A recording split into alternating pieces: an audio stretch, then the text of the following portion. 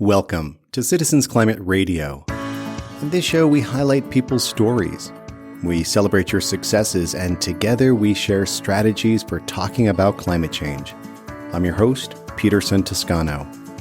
Welcome to episode 59 of Citizens Climate Radio, a project of Citizens Climate Education. This episode is airing on Friday, April 23rd, 2021. Today's show explores rebirth and birds, and even a little about travel. In the Art House, you will hear about a man, a poet actually, who was going nowhere in life. His poetry was mediocre at best, and he was totally self-centered. Then, he experienced a revelation. In fact, two events changed his art, the way he looked at the world, and his relationship to the people around him. Though this happened over 100 years ago, his story provides insights into the kinds of breakthroughs people are experiencing today when it comes to climate change. You will also hear a good news report from Portland, Oregon. A group of high school students are changing public transportation policy. Even when they experience a temporary defeat, they relentlessly press on. But first, let's talk about the rough and tumble world of lobbying in the U.S. Capitol.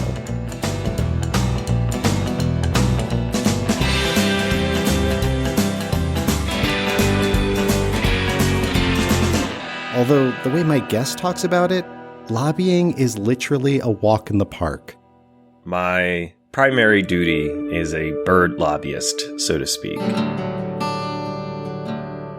I organize bird walks with members of Congress and congressional staff to demonstrate the conservation priorities of birds in ways that not only address climate change, but can also be economic stimulus, when also birding just gets people outside, and who doesn't like that over a meeting? You know, anybody can have a meeting where you talk about these numbers, you talk about the figures, which is important and still necessary.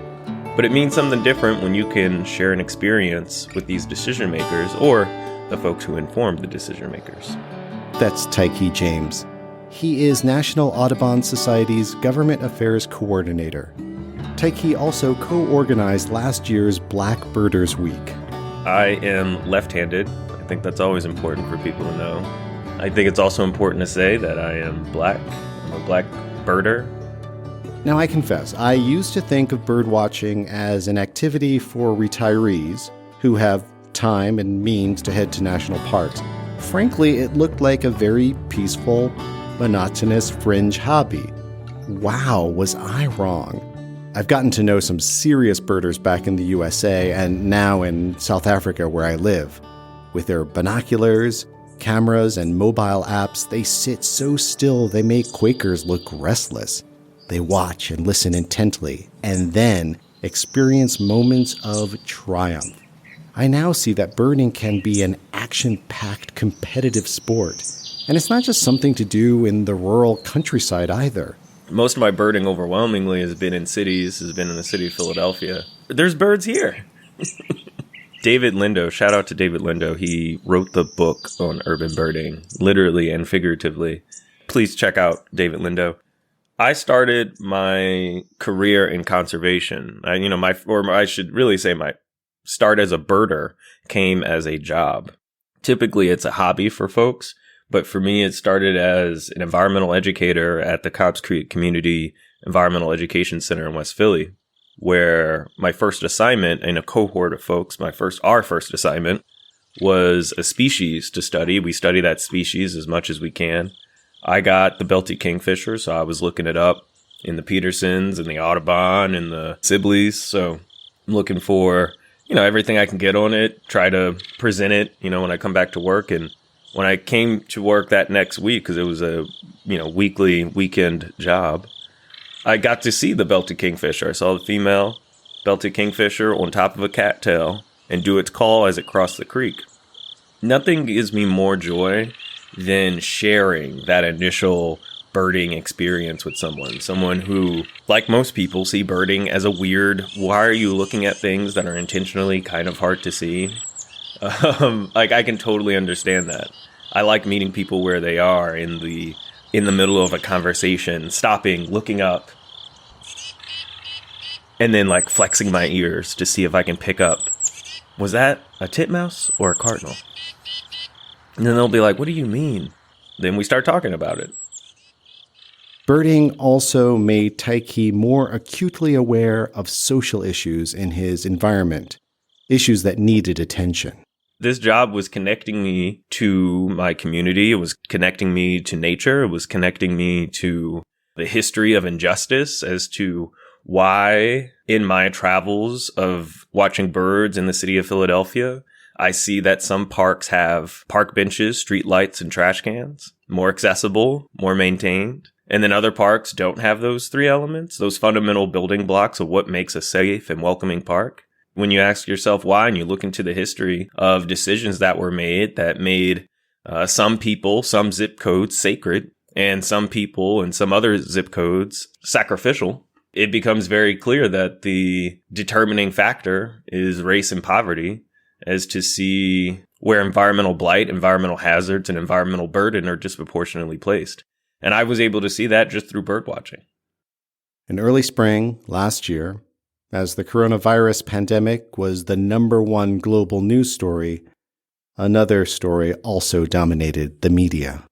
The national conversation, when it was about the Black experience, it was particularly around the passing of George Floyd, Breonna Taylor, and Ahmaud Arbery. Ahmaud Arbery, who was jogging in Georgia before he was taken from us.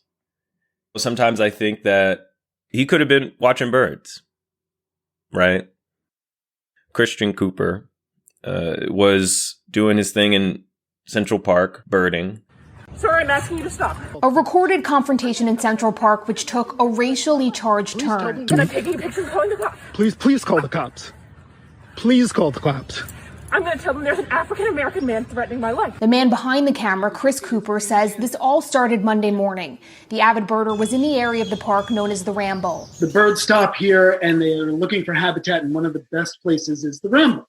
An area which signs show dogs must be leashed. So when he asked the woman, Amy Cooper, no relation to Chris Cooper, to do that, she apparently refused. I had pulled out my iPhone to record the incident because I try to do that routinely when there's somebody who's like just really intransigent about putting their dog on the leash. That made her irate. I'm in the Ramble, and there is a man, African-American, he has a bicycle helmet. He's recording me and threatening me and my dog. I wasn't going to participate in my own dehumanization and feed that. So I just kept recording. I'm being threatened by a man in the Ramble. Please send the cops immediately. Manhattan District Attorney candidate Eliza Orlins has been a public defender for more than a decade. I know that the DA's office uses these hysterical 911 calls as categorical evidence of guilt. Without a recording of this interaction, it would be very difficult to refute her accusations.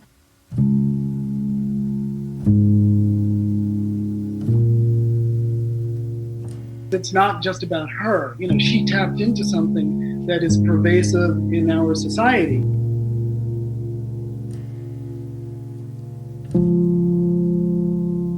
Having an experience, a viral experience of racial harassment during that time, particularly in the lens of the birding community, there was a group chat where we were like, well, let's think about what this means. Let's think about what it would mean to rise to the moment. Because we did not pick our moment. This is not at all anything that we planned very far ahead of time. It was in the group chat that I typed out Black Birders Week, ? And it seemed like a good pitch. It was put together in a matter of hours before it started, basically. It was like riding a bike as we were building it, and the bike was going downhill. But downhill in a good way. It was safe, everyone had their helmets on, it was just really exciting. And I still think that there's part of me that still exists in that week, because it was like a timeless barrage of, mostly being on the internet. I had a broken ankle at the time, so I wasn't going out birding. It was just very, very engaging, and it had such an impact globally in a way that I don't think anyone really expected. We were going to have fun with it. The organizers of Black Birders Week, we knew that if we were just the audience, we were going to be just fine. Being an audience to so many people in a way that inspired them really, really means a lot. Karina Newsom, who appeared in episode 30, What Does the Bible Say About Climate Change, got the week off to a great start. The way Karina kicked off Sunday Black in Nature with that video was really great, and it really, it was something nice to wake up to if people were just like, bird Twitter was just being bird Twitter. The impact was huge. Just how big? I did ask some of my friends at the National Audubon Society, what was the social media footprint of Black Birders Week during those 6-7 days? And the number that I got was 600 million impressions. What does that mean? Right? Like, what does that mean? I don't know, but that 600 million sounds exciting. Like, it just sounds exciting.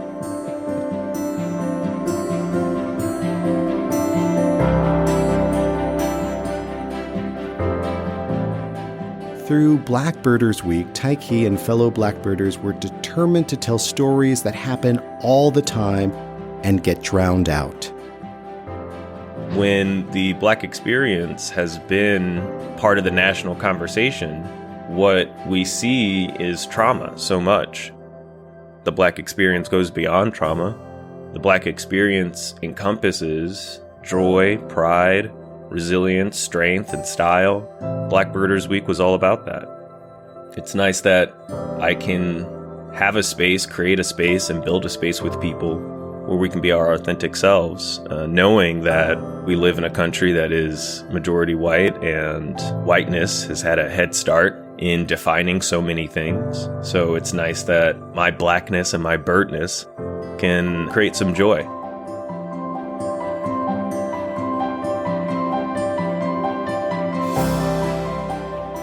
For Black Birders Week, we had a day where we would post a bird pic.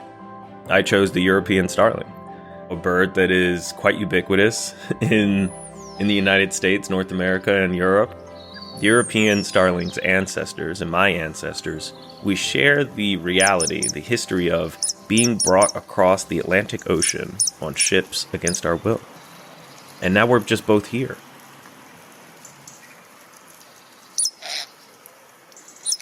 So every time I look at a European starling, I always think about that, where I'm like, huh. Tyche is quick to point out he is not a one-man show. My support group, I think, starts with my girlfriend, who helps make sure that I'm eating between interviews and meetings, and she's always down to have something fun, do something fun, and she's actually started her eBird list this year. Gave me a very humble lesson in thinking about bird expertise from a new birder to me, relatively a veteran birder, because she identified a fox sparrow that I was sure was a song sparrow. I am so glad that she stayed on the path of, I don't think this is it. Looking at the field guide, looking at the pictures, putting things together. I'm really glad that she stayed on that. And, that's one of the reasons I really adore her. She's really smart and headstrong. And she's a birder now. So, even better. I also want to thank my mom. She's always checking in on me, even though she's in Philly and I'm in DC. We haven't seen each other in a while. We do Zoom cook-offs together now. And I take a lot of time doing that. If I'm not birding, if I'm not trying to organize stuff, I am in the kitchen. That patience and the connection that I feel with her in the kitchen is just how strong our relationship is. And I really love that about her. While he was unable to physically go out birding last year as he recovered from an injury, for this year's Black Birding Week, he is going big. I want to do what I can to build the Black birding community in DC. And so, I think I want to do a big week in DC. For those who aren't familiar with the big week, or what does that mean? It just means that I'm going to bird for 7 days and try to see as many birds as I can all over DC. Hopefully with that, I can bring more attention to birding spots in DC that are in predominantly Black neighborhoods that I know and I've become familiar with, because the birding community will always list 7 Ward or 7-8 as the last places. And it's just like, why is that always the case? Hopefully I can bring a community of birders to enjoy this activity, to enjoy this community. Birding is a coalition builder. Most of my experience with birding is all about building coalitions, is all about organizing people. Tyche models resilience and creative engagement with the world around him. He recognizes we can't always control the circumstances we face. We cannot change everything right away. Still, we're not helpless. We are in a time of deep uncertainty and challenge and strife. None of this is easy. There is no manual. Did you get a manual in the mail on how to do this? Did you? It never came for you, did it? Okay. Well, I didn't get mine either. If anyone did get theirs, help us out. But in short of having those instructions on what to do next, it's important that we follow our values. It's important that we normalize how we demonstrate those values. It should never be a surprise to someone to hear an organization or an individual say Black Lives Matter. It shouldn't be offensive, to want to dismantle the status quo that has benefited and has had a head start for white supremacy and white privilege and patriarchal ideals that funnel into activities, that funnel into behaviors, that funnel into the things that we call normal today. So if you know those big name things are wrong, there are intentional and personalized things you can do.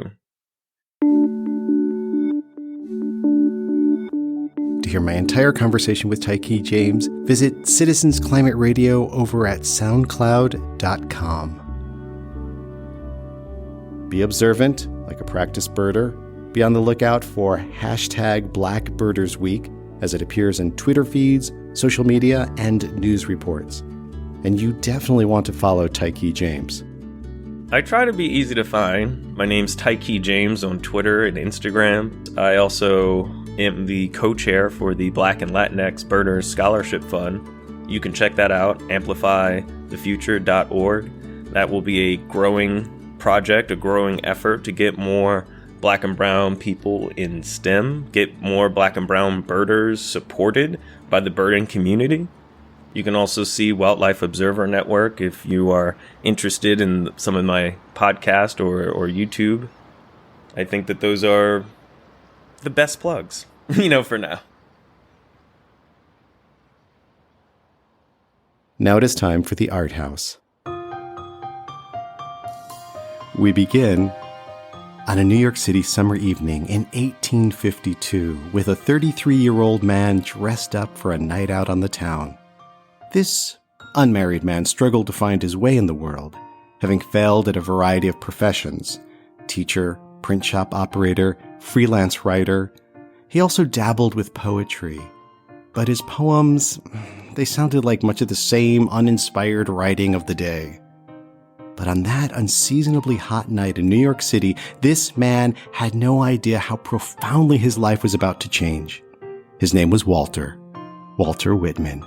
Yes, the same Walt Whitman who later became one of the most important poets of the 19th, 20th, and 21st centuries. But before he could write his opus, Leaves of Grass, he first needed to visit New York's Metropolitan Opera Hall. That night, Whitman had an encounter with a woman. She moved him, not as a lover. No, what shook Whitman that night was not love, but art, in the form of a voice, the voice of Madame Marietta Albone, the great Italian opera singer on her triumphant American tour. Whitman had been to the opera many times before, but had heard nothing like this. Without flair, Albone sang clear and strong. And as Whitman listened, deep inside, his creative soul stirred.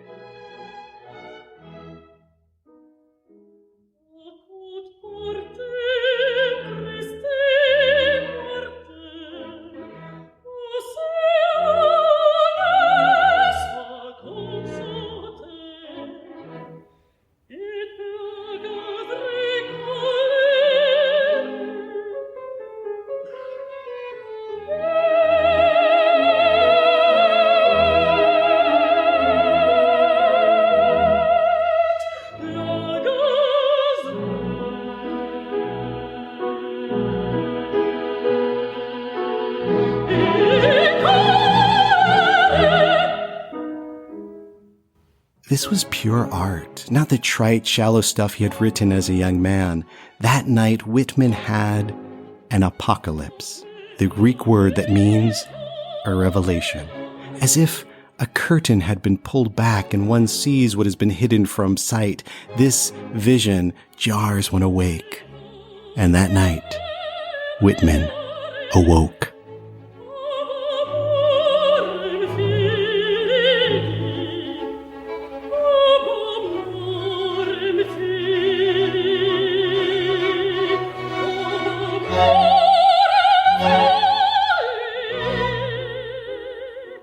He quit his job, left the city, settled into a personal breakdown, then wrote feverishly.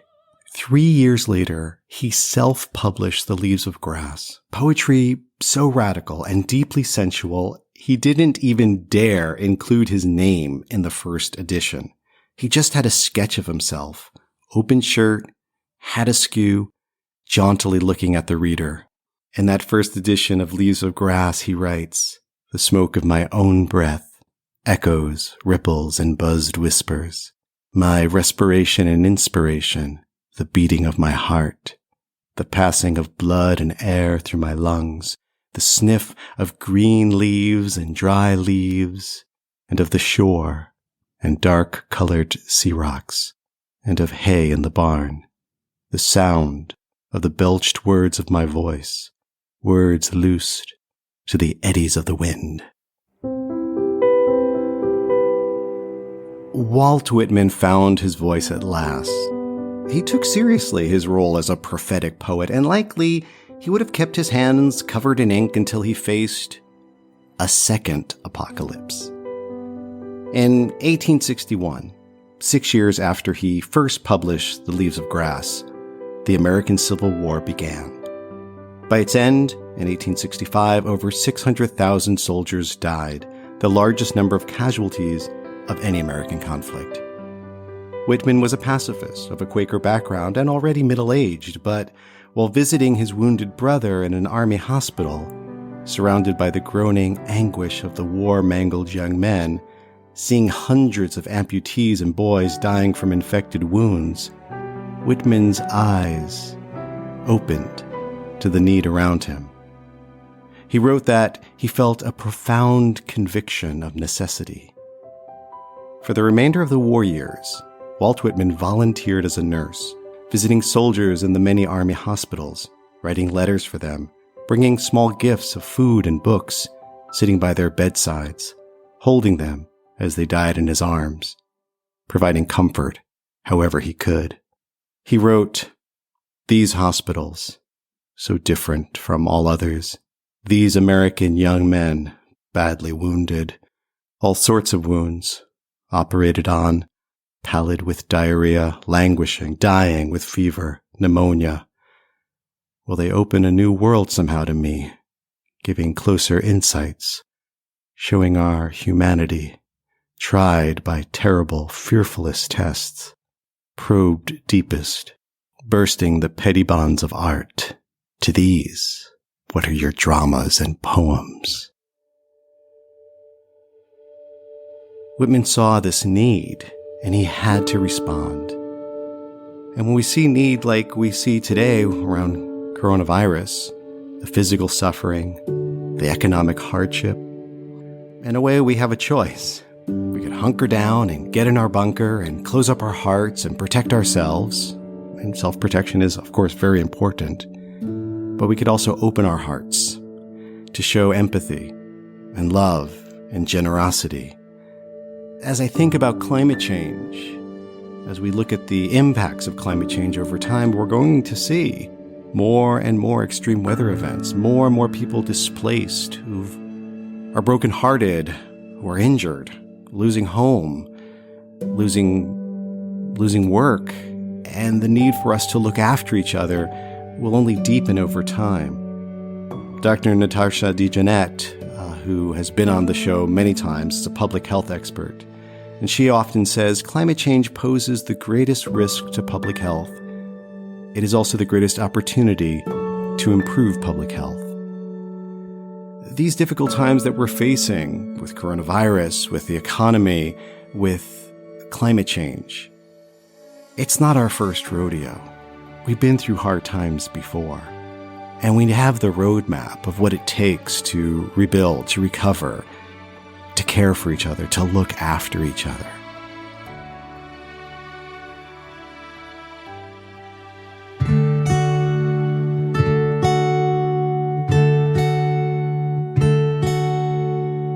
And now it's time for our good news report. This good news story comes out of Portland, Oregon. Lane Schaefer is a 15-year-old high school student. He is one of several students seeking to change public transportation policy in the Portland area. The Multnomah Youth Commission is a diverse coalition of youth ages 13 to 21, and over the past couple of years, we've been working to improve transit access to students and non-students in the Portland metro area. So in 2019, we were able to increase the amount of funding given to youth by over $200,000, which gave incredible amounts of funding to underserved schools in Portland, in the Portland area, and allocated passes so that students could access transit year-round. This was a really important development so that students would be able to access things like healthcare, education, sports, and all of those important things for development. Recently, we worked on a ballot measure, which would have provided transit access to all 85,000 students within our transit organization's reach. Unfortunately, this ballot measure did not pass, but we are currently working with state legislatures as well as city officials to work on developing a new plan for increasing transit access to youth. So one of the things that we've been working hardest on is making sure that people understand the effect that this will have on the climate. Currently, Portland is working on getting more electric buses, and this is an excellent plan. I love the idea of transitioning to electric buses, but if we don't have the ridership to back that up, there's not going to be a significant decrease in carbon emissions. One of the things that we've been driving hardest for is for youth transit access to be included within climate plans, so that all students don't have to worry about having to pay when they get on the bus in order to get to school, in order to get to the student health centers that are provided at our schools, and all of these other amazing opportunities. We're currently making great strides with the Portland Mayor's office in developing these plans, and we're working also with county officials to create a strategy in order to pass a bill that will allocate more funding to student transit passes. In addition to working on this public transportation project, Lane Schaefer is also one of the hosts of All in My Head podcast. It's produced by a group of teens that are making a podcast for youth by youth. They counter stereotypes around mental health in the teen, Black, and Indigenous people of color, and LGBTQ+ community. If you have good news you want to share on the show, email me, radio@citizensclimate.org. That's radio@citizensclimate.org. Thank you so much for joining me for episode 59 of Citizens Climate Radio. If you like what you hear and you want to support the work we do, visit citizensclimateeducation.org to learn how you could make a tax-deductible contribution. Citizens Climate Radio is written and produced by me, Peterson Toscano. Other technical support from Ricky Bradley and Brett Cease. Social media assistance from Ashley Hunt Mortorano, Flannery Winchester, and Steve Volk. Moral support from Madeline Pera. The music on today's show comes from epidemicsound.com. Now, I could use your help. When you have a chance, would you please share Citizens Climate Radio with your friends and colleagues? Maybe you even know a school teacher who might be able to use the podcast in the classroom. You can find our program wherever you listen to podcasts. You can also listen at northernspiritradio.org. Join the discussion we're having at our Facebook group page, facebook.com/group/Citizens Climate Radio. You can follow us on Twitter at Citizens C Radio. That's Citizens, the letter C, Radio, Citizens C Radio. And feel free to tweet at me directly at P2Son, the letter P, the number 2, SON. Visit citizensclimatelobby.org/blog, where you will find our show notes and links to our guests and resources. Citizens Climate Radio is a project of Citizens Climate Education.